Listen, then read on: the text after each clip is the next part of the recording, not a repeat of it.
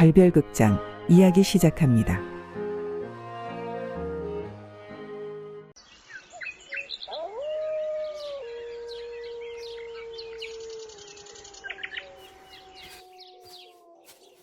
도련님, 이 산길을 따라 10리만 가면 다음 마을로 통하는 큰 길이 나온다고 했는데 왜 온종일을 걸어도 계속 산길일까요?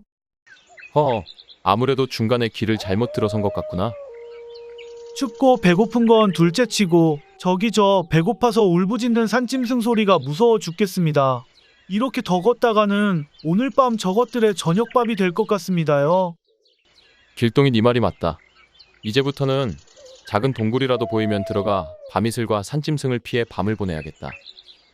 강태백과 길동이는 초행길이라 제대로 가고 있는지 알 수가 없었던 데다 산속이라 해까지 빨리 져버려 작은 소리에도 귀를 곤두세우며 걷고 있었습니다. 그때 길동이가 무엇을 보았는지 다급하게 말했죠. 도련님, 저기 불빛이 보입니다. 오, 다행이구나. 어서 가보자. 하여 둘은 불빛을 따라 서둘러 걸었습니다.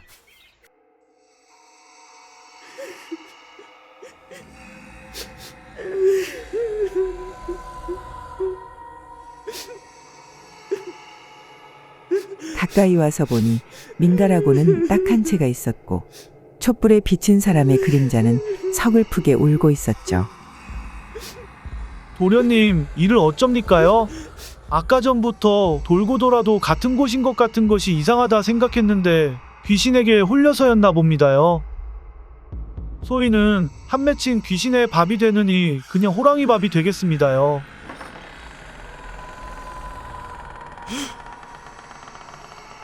저기, 길동아. 왜요? 도련님이 길을 떠나오실 때 왜 하필 소인을 데려가겠다고 하셔서 편하게 잘 살고 있는 사람을 이렇게 고생을 시키시고는. 길동아. 무서워 죽겠는데 왜 자꾸 소인을 부르십니까요? 뒤를 보거라.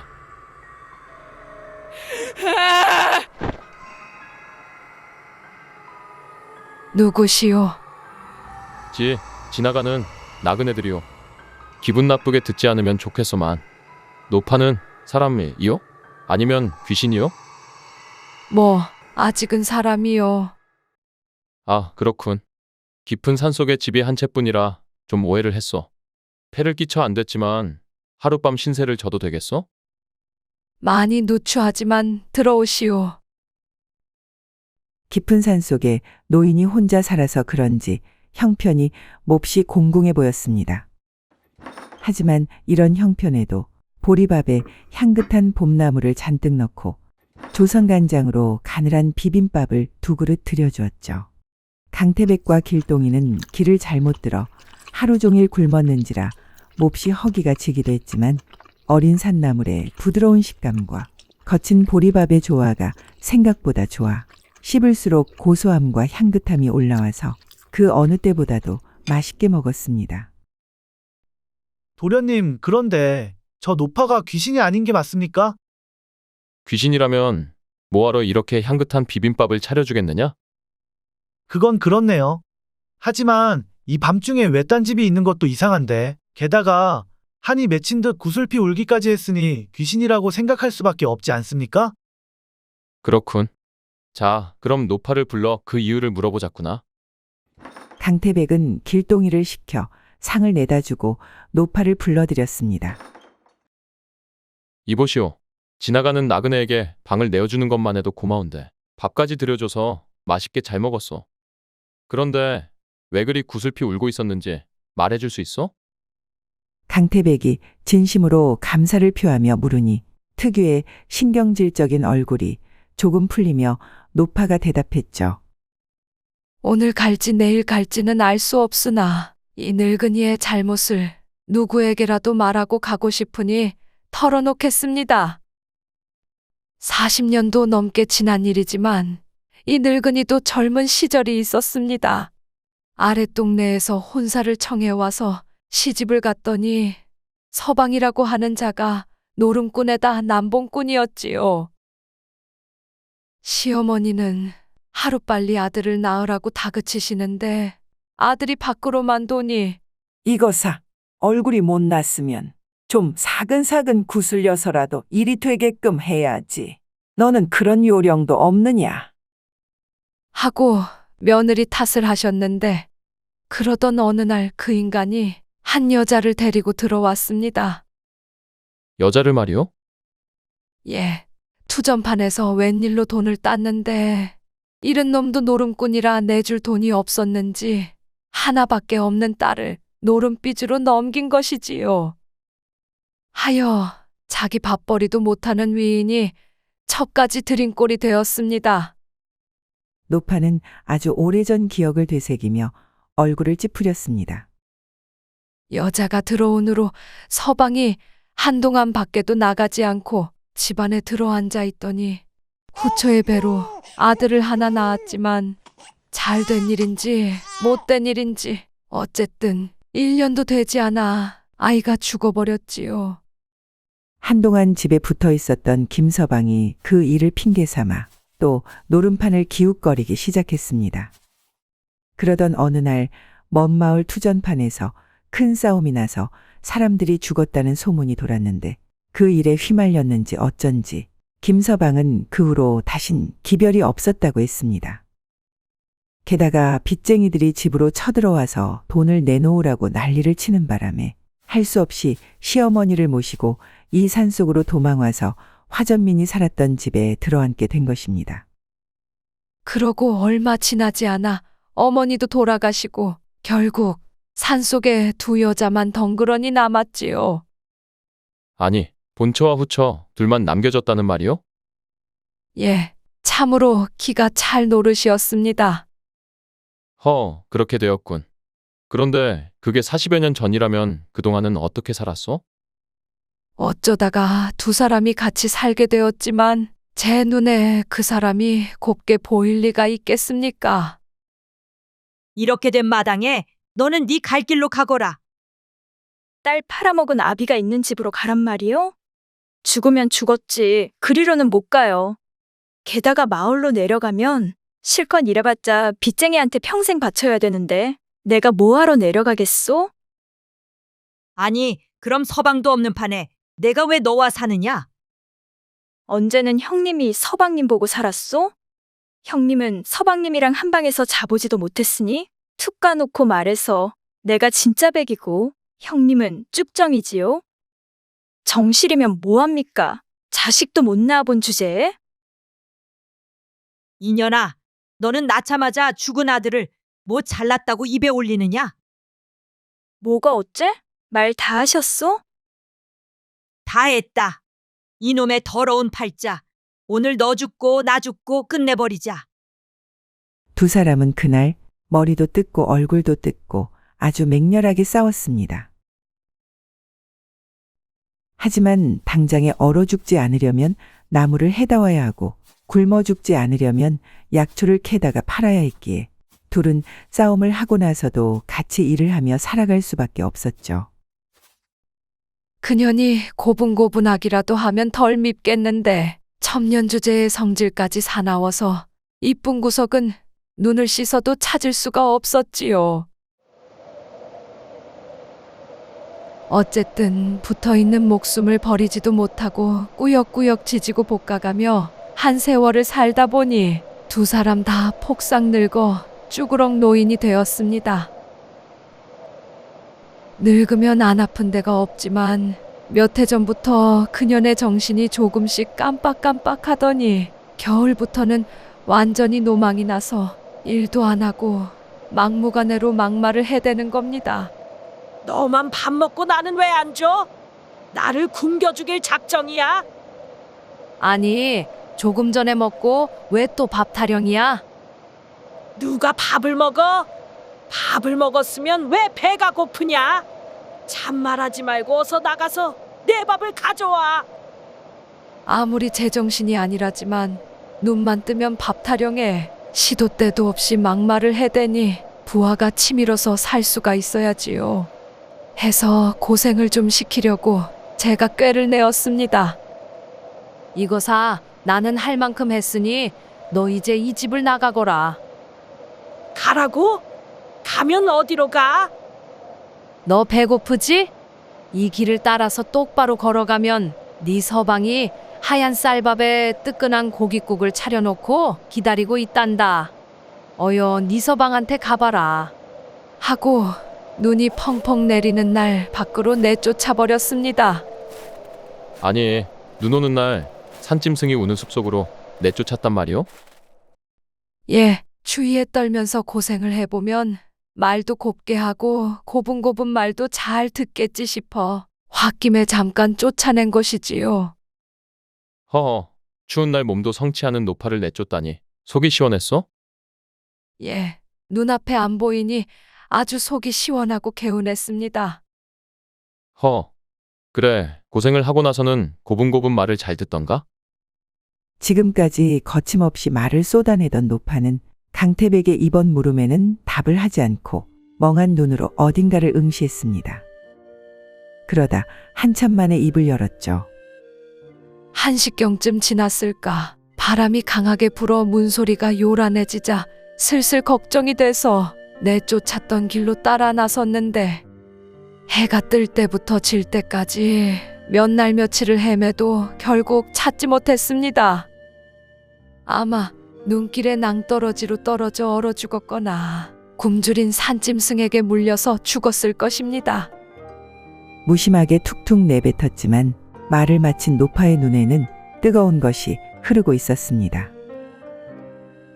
두 사람이 겨울을 나고 보릿고개를 넘기려고 모아놓은 곡식도 조금 남았고 땔감도 아직 남았는데 이제는 밥 달라고 소리치는 사람도 없고 미워할 사람도 없지요. 그저 죽어서 죗값 받을 날만 기다리고 있는 귀신 같은 늙은이만 남았을 뿐입니다. 강태백은 기막히게 기구한 두 여자의 40년 세월을 들으며 잘했느니 잘못했느니 하는 말은 하지 않고 구슬피 우는 노파를 맥없이 바라볼 뿐이었죠. 그리고 어쩌면 조선 땅에서 힘없는 백성으로 게다가 여자로 태어나 정실이든 후실이든 한 세상 살아낸다는 것 자체가 이 노파처럼 초라한 것이 아닐까 하는 서글픈 생각이 들었습니다. 다음 날 강태백과 길동이는 노파의 집을 나와 무거운 발걸음을 옮겨 다음 마을로 향했습니다. 도련님, 어제는 길을 잘못 들어 엉뚱한 곳으로 갔는데 이 길로 가는 것이 맞을까요? 노파가 약초를 팔러 다니던 평지 마을을 알려줘서 가는 것이니 이 길이 맞을 것이다. 둘이 한참을 더 걷다 보니 노파의 말대로 평지에 위치한 마을이 나왔습니다. 마을 초입에 사람이 보이길래 강태백이 물었죠. 이보시오, 말 좀 묻겠소. 예, 뭐든지 물어보십시오. 이 마을 이름이 뭐요? 달매골입니다. 농사하기 좋게 평평한 땅도 많지만 산으로 둘러싸여 소인 같은 나무꾼도 살기 좋은 달빛 아래 산골 마을이지요. 어제부터 산을 헤맸는데 드디어 제대로 들어섰군. 이 마을에 장터가 있어? 그럼요, 있습니다. 꽤 큰 마을인가 본데 그럼 주막도 있겠군. 우선 짐을 좀 풀고 싶은데 가까운 주막을 좀 일러주시오. 예, 이쪽으로 쭉 가시면 장터가 나오고 그 뒤쪽으로 주막이 여러 곳 있습니다. 고맙소. 강태백과 길동이는 나무꾼이 알려준 대로 갔는데 거기에는 규모가 꽤 큰 주막이 있었습니다. 방을 하나 잡은 후 마당에 있는 평상으로 나와 주모에게 국밥을 시켰죠. 내장을 포함한 비교적 값싼 부속고기들과 배춧잎을 말린 찔긋한 우거지가 들어간 국밥이 나왔는데 뜨끈한 국물은 나그네의 피로를 풀어주었고 푸짐한 고기 건더기와 나물은 씹는 맛이 있어 줄인 배를 채우기에 아주 좋은 음식이었습니다. 그렇게 한참 식사를 하고 있는데 근처에서 시커먼 사내들의 말소리가 들렸죠. 이봐, 자네 방에 붙은 얼굴을 보았는가? 김대감님 댁 아기씨가 감쪽같이 사라졌다지? 강태백은 아기씨가 사라졌다는 사내들의 말에 식사를 멈추었습니다. 그래, 방이 붙은 지가 며칠이 지났는데 아직 아무도 못 찾았다니 어떤가? 밭일은 얼마간 쉬고 우리 둘이 찾으러 나서 보세. 일이 잘만 풀리면 은자 30냥을 준다지 않나? 아니, 까막눈이 그걸 어떻게 봤느냐? 까막눈은 귀도 없느냐? 사람들이 떠드는 소리를 들었지. 하긴 부잣집 대감님이니 그 정도는 내걸었겠지. 근데 찾아 나서면 어떻게 찾는단 말이냐? 그거야 뭐 산으로 둘러 돌아다니면서 아기씨같이 생긴 사람을 봤냐고 물어보면 되지. 에라이 멍청한 놈아. 귀하신 몸이 없어졌으면 누군가 잡아갔겠지. 너한테 잡히려고 길거리로 돌아다니시겠느냐? 내가 찾으러 나서도 너하고는 절대 안 나선다 이놈아. 사내들의 요상한 대화를 들은 강태백은 식사를 마친 후 방이 붙었다는 곳으로 가보았습니다. 거기에는 사내들이 말한 것처럼 어떤 처녀의 얼굴이 걸려 있었죠. 저리 고운 아기씨가 사라지다니 너무 가엾습니다. 어떤 나쁜 놈이 자기 색시 삼으려고 잡아간 걸까요? 아니면 돈을 노리고 한 짓일까요? 누군가 돈을 받아내려고 꾸민 짓이라면 대감께 접근해서 돈을 받아야 할 텐데 그러다가는 바로 잡힌다는 것을 잘 알 것이다.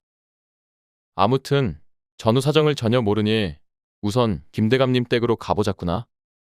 강태백과 길동이는 근처 사람들에게 물어 곧바로 김대감 댁을 찾아갔습니다. 그리고 문을 열어준 하인에게 방을 보고 찾아왔다고 했더니 곧바로 사랑방으로 안내받았죠. 김대감은 상당히 우락부락한 얼굴에 심술보가 붙어 있었지만 방을 붙인 지 여러 날이 지나도록 딸의 소식이 없었던지라 얼굴이 초췌해지고 초라한 늙은이로 보였습니다. 보아하니 양반의 자제 같은데 어느 집안 사람인가? 방을 보고 왔다니 혹시 내 여식을 보았는가? 대감님, 소인은 그저 방에 붙은 것을 보고 이대가 아씨를 찾아 돈을 받고자 온 사람입니다. 송구하오나 다른 것은 묻지 마시고 소인이 여쭙는 것에 답을 주실 것을 청하옵니다. 김대감은 강태백의 말에 조금 어리둥절했으나 쉬이 대답했죠. 그래, 자네가 누구인 게 중요한 것이 아니지. 내 여식을 찾을 수 있다면 뭔들 못하겠나. 아는 대로 답할 터이니 뭐든지 물어보게. 아씨가 사라진 게 정확히 언제입니까?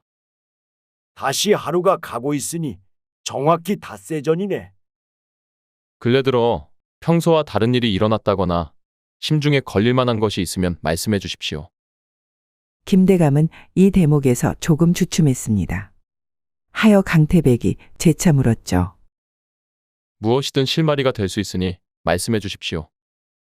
참판을 지냈던 집안과 혼담이 오가고 있었지만 이제는 다 틀렸고 이 일과도 관계가 없네.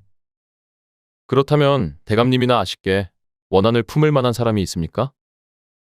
이 사람 내 관상을 보게나. 내가 어디 그럴 사람으로 보이나? 나를 은인으로 생각하는 자는 많아도 원한을 품을 만한 자는 단 하나도 없다네. 그럼 그날 아씨를 마지막으로 본 이는 누구입니까? 내 집에서는 유월이가 마지막으로 봤고 관아에서 조사한 바로는 향방 주인놈하고 포목점 그리고 주막주모가 장터 근처에서 이날을 봤다고 했다네. 예, 대감님. 그럼 이제 유월이를 만나보겠습니다. 하고 사랑을 나와 행랑채에 있는 유월이를 찾아갔습니다. 네가 유월이냐? 예, 딸이. 그날 네가 아씨를 마지막으로 봤느냐? 예, 맞습니다요. 그때의 상황을 소상히 말해보거라. 뭔 별일도 없었고 별 말씀 안 하셨습니다. 별일이 없었다고 대답했지만 유월이는 누가 봐도 아는 것을 숨기고 있는 사람처럼 이상해 보였습니다.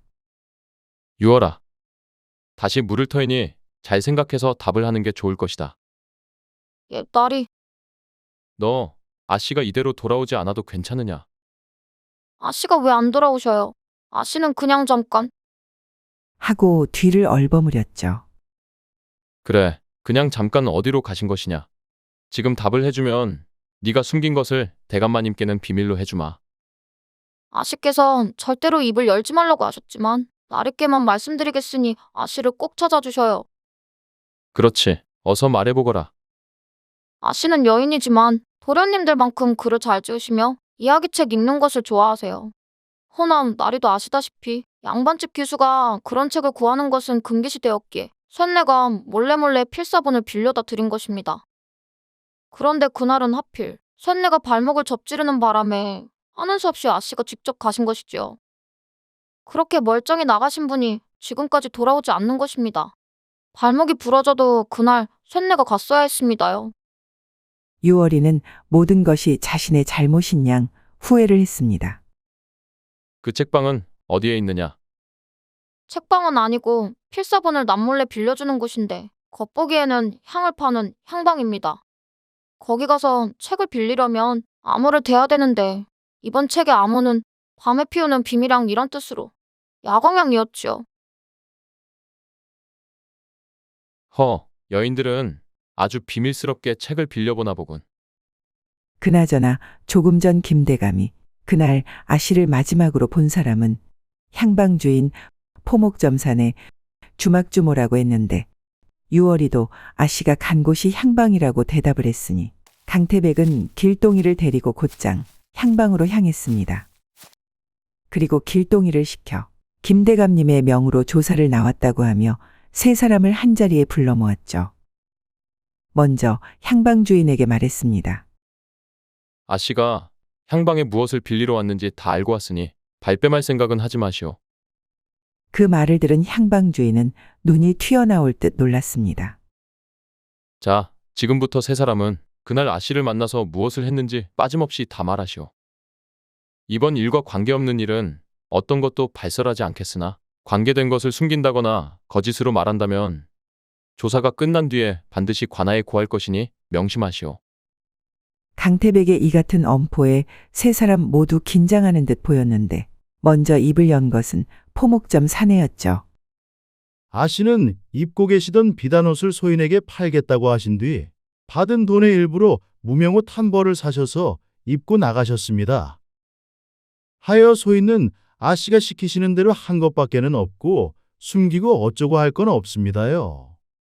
하지만 숨김이 없다는 사내는 옆에 있는 두 사람보다 뭔가가 부자연스러웠습니다. 이번에는 강태백이 머물고 있는 주막의 주모가 말했죠. 나리, 쇳내도 그날 아씨를 보긴 했지만 별일 없었습니다요. 대감님 댁 아씨가 따로 주막을 갈 일이 만무할 테니 분명 그 옆에 다른 이가 있었겠군. 하이고 귀신이셔요. 아씨는 아무것도 안 드시고 초라한 행색의 사내가 먹은 국밥값을 내주셨습니다요. 그 사내가 누군지 짐작이 가나? 누군지는 모르겠고 어디가 아픈 사람인지 내장 같은 고기 건더기는 빼고 그 대신 우거지를 더 넣어달라고 했습니다요. 그래? 거 참 이상하군. 국밥에 들어있는 고기가 얼마나 맛있는데? 호호, 그렇게 맛이 있었어요? 그러면 오늘 저녁밥은 고기를 꽉 눌러서 담아 넣어드리겠습니다요. 아니요. 강태백은 헛기침을 한 번 하고 다시 위엄을 차려 향방 주인에게 물었죠. 아까도 말했지만 나는 아씨가 무엇을 빌리러 왔는지 알고 있어. 그날 그것을 내주었어? 강태백의 물음에 향방 주인은 조금 당황했지만 어쩔 수 없이 답을 했습니다. 나리 말씀대로 아씨에게 빌려주기로 한 건 있었지만 아씨는 그날 소인에게 아무것도 빌려가지 않았습니다요. 아니 왜지? 그 물건은 암호를 대야 내드리는데 아무 말씀도 안 하시고 멍하니 서 있다가 밖으로 나가셨으니까요.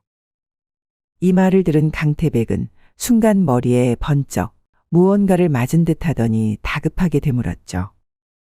아씨가 들어오기 전이나 들어온 후에 혹시 다른 객이 들어왔어? 글쎄요. 향을 사러 온 객이 있었는데 향을 한두 개가 아니라 잔뜩 달라고 해서 그날 돈벌이가 아주 좋았던 기억이 납니다요. 그 객은 전에도 향을 사러 왔던 사람이요? 아니요, 처음 본 사람이었습니다. 여기가 향방이긴 해도 진짜 향을 사러 오는 사람은 거의 없어서 전에 한 번만 왔어도 소인이 기억을 했을 겁니다요. 그렇단 말이지? 혹시 이 마을 부근에 절이 있어? 예, 현운사라고 저 제너머 깊은 산속에 있는 절이지요. 가는 길이 워낙에 험악해서 한겨울에는 잘 들어가지도 못하는 절입니다. 마지막 목격자의 답변을 들은 후 강태백과 길동이는 그 험악하다는 산으로 발걸음을 옮겼습니다. 하지만 중간쯤 갔을까 길동이가 나 죽겠다고 조르는 바람에 둘은 잠시 쉬었다 가기로 했죠. 도련님, 상인들과 말하다 말고 왜 갑자기 절로 가시는 것입니까요? 아씨 찾으러 가지. 왜 가겠느냐? 아니, 아씨가 서책을 빌리러 가셨다가 암호를 대지 못해서 빌리지 못한 것과 비단옷을 팔아 무명옷을 산 것, 그리고 불쌍한 사내한테 국밥 한 그릇 사준 것이 왜 이 험난한 절로 연결이 되냔 말입니다. 자, 잘 들어보거라. 아씨가 서책을 빌리러 갔으나 그냥 나간 것은 서책을 빌리는 게 중요하지 않을 만큼 향방에서 더 중요한 누군가를 만났다는 것이고, 좋은 지방과 혼담이 오가는 상황에서 처녀가 비단옷을 팔고 무명옷으로 갈아입었다면 조금 전 만난 사람이 처지가 공공한 사내이며 그 사내를 따라가서 같이 살고 싶은 것이라고 추측해 본 것이지. 그리고 향을 잔뜩 사갔다는 것과 결정적으로 국밥에 고기를 빼달라고 한 것은 향방에서 만난 사내는 절에서 나온 사람이라고 강하게 짐작되며, 달매골에서 가장 가까운 절이 현운사밖에 없다고 하니 그리로 가는 것이지. 오, 그리 된 것이군요. 역시 도련님은 남들이 보지 못하는 것을 잘도 보십니다요. 근데 머리를 너무 굴렸더니 배가 고픕니다. 두 사람은 한참을 더 걸어 절에 도착했습니다. 그리고 김대감님 댁 아씨를 모시러 왔으니 먼저 주지스님을 만나게 해달라고 했죠. 주지스님, 저는 김대감님의 명을 받고 인화 아씨를 모시러 온 사람입니다. 아씨는 별 탈 없이 계시는지요? 여기에 선비님이 찾는 사람은 없소이다. 험한 길 오시느라 애쓰셨으니 공양이나 드시고 내려가시오. 하지만 강태백은 대감님 댁 아씨를 뵈러 왔다는 것에 놀라지도 않고 이유도 묻지 않는 스님의 태도에 제대로 찾아왔다는 확신이 들었습니다.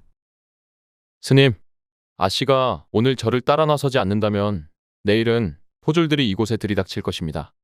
그럼 스님과 스님의 제자들, 그리고 아씨를 데려온 사내가 모두 위험해질 수 있으니 오늘 아씨를 보내주십시오. 허, 나는 더 이상 할 말이 없소.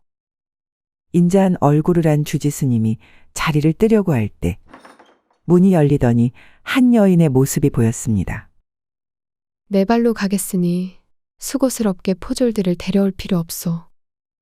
방에 붙은 얼굴은 곱고 여려 보였는데 실제 아씨의 모습은 강한 무언가가 느껴졌습니다. 잘 생각했소. 헌데 낭자를 절로 데리고 온 자는 누구요? 오래전 지방끼리 정혼을 맺은 최도령님입니다. 그분이 저를 데려온 것이 아니라 제가 우겨서 따라 나선 것이고요. 아씨는 차분하고 담담하게 말을 이었죠. 근데 갑자기 최대감님이 돌아가시고 집안이 기울자 저의 아버님께서 일방적으로 혼사를 깨셨지요. 집안끼리의 약속이었으나 저는 어릴 적부터 최도령님만을 마음에 두었기에 다른 이와의 혼사를 받아들이기가 어려웠습니다. 그러던 차에 절의 행자가 되어 향을 사러 오신 도련님을 보자 저의 마음이 불덩이가 되어 이곳으로 따라 나선 것입니다. 저는 이미 죽음을 각오하였으니 아버님께 가서 당분간은 어떤 혼례도 하지 않겠다고 말씀드리고 기회를 봐서 최도령님과의 혼사를 간청드리려 합니다. 선비님은 저를 붙잡으러 오신 분이지만 그리 매정한 분으로 보이지 않습니다. 연정 때문에 저지른 저희 잘못을 가엾게 여기시오. 부디 최도령님과 절에 대한 것을 함구하여 주십시오. 좋소. 쉽지 않은 길이겠지만 낭자의 바람이 꼭 이루어지길 바라겠소. 이렇게 하여 강태백은 조사를 시작한 지 하루 만에 아씨를 집으로 데려다 주었습니다. 그리고 인화낭자가 죽음을 불사하겠다는 말이 김대감을 움직였는지 참판댁과의 혼담은 없던 것으로 되었다고 합니다. 도련님, 달매골에서의 며칠이 정신없이 지나갔습니다. 그렇구나. 일이 잘 해결되었으니 이제 다음 마을로 떠나십니까? 아니면 더 머무십니까? 글쎄다. 이번 사건은 복잡해서 머리가 아팠으니 소희는 좀 쉬고 싶습니다요. 그러냐? 너도 머리가 아팠다면 아 씨의 행방에 대해 위아래 좌우로 조금씩 생각을 돌려보았나 보구나. 에이, 아닙니다요. 아니 그럼 왜 머리가 아픈 거냐? 어여쁜 아씨가 어떻게 되신 건 아닌지 몹시 걱정스러웠는데 김대감님과 유월이 그리고 상인들 여러 명의 말을 연달아 듣다 보니 소인의 머리가 너무 복잡해진 것이지요. 지금은 좀 괜찮아졌지만 뒤탈이 날 수 있으니 머리를 좀 쉬어야겠다는 것입니다요. 그래 뭐 어쨌든 김대감님께 받은 은하로 노잣돈도 채워졌으니 이 주막에 며칠 더 머무르며 잠시 휴식을 취해보자꾸나. 헌데 도련님, 왜 그러느냐? 스님들만 있는 절에 여자가 둘씩이나 살 수 있습니까? 인화낭자는 피치 못할 사정이 있었으니 주지 스님이 잠시 눈 감아줬을 것이다. 근데 2명의 여자라니? 누가 또 있었느냐? 예, 도련님이 주지스님을 만나실 때 소인이 밖에서 기다리고 있었지 않습니까? 그랬지. 그때 아씨가 네 발로 나가겠소 하며 도련님과 이야기를 마친 후에 밖으로 나오셔서 작은 방으로 들어가셨는데요. 방문을 열 때 보니 거기에 백발의 노파가 있었습니다. 뭐? 그게 정말이냐? 예, 소인은 얼핏 보고 귀신인 줄 알았습니다. 다시 그 절로 가야겠구나. 다시 말입니까? 소인이 잘못 들은 것 같습니다. 제대로 들었느니라. 어서 따라 나서거라. 길동이의 말을 듣고 강태백이 예상했던 대로 그 노파는 며칠 전 머물렀던 집의 후처였습니다. 눈이 내리는 산길을 헤매던 노파를 현운사의 스님이 발견하고 절로 데리고 가서 돌봐준 것이었죠. 강태백은 잠시 고민해 보더니 후처를 집에 데려다 주었는데 다행히 본처는 진심으로 고마워했습니다. 노망이 났다는 후처가 이날은 정신이 맑아 보였습니다. 아이고 형님, 어디로 갔었어? 나는 형님이 보고 싶어서 울고 또 울었어. 내가 자네한테 어떤 짓을 했는데 그런 말을 해? 내가 잘못했네.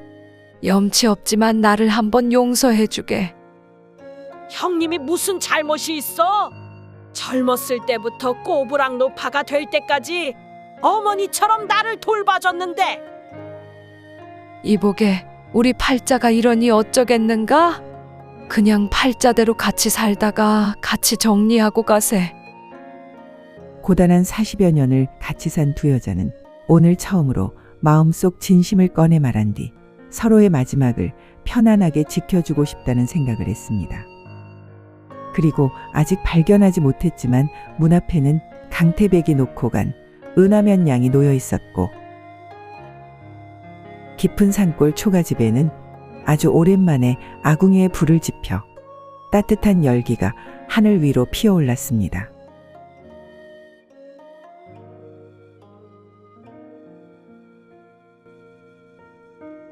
오늘도 별별극장의 이야기를 시청해 주셔서 진심으로 감사드립니다.